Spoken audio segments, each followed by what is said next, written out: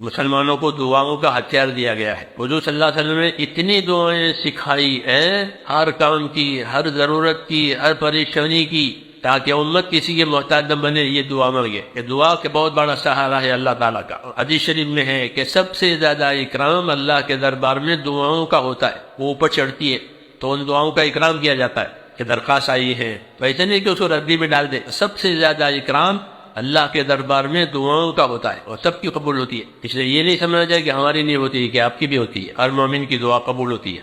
لمبی لمبی دعائیں حضور صلی اللہ علیہ وسلم نے مانگی ہے۔ عرفات کے میدان میں جو دعا مانگی جس پر فیصلے کروائے، وہ بہت لمبی دعا تھی، کیونکہ ظہر اور عصر زوال کے بعد ہی پڑھ لی تھی۔ زوال ہوا، پہلے ظہر ہوئی، پھر عصر ہو گئی۔ اب سے لے کر مغرب تک وقت خالی ہے، تو سارا وقت دعا میں گیا ہے، اور لمبے دن تھے۔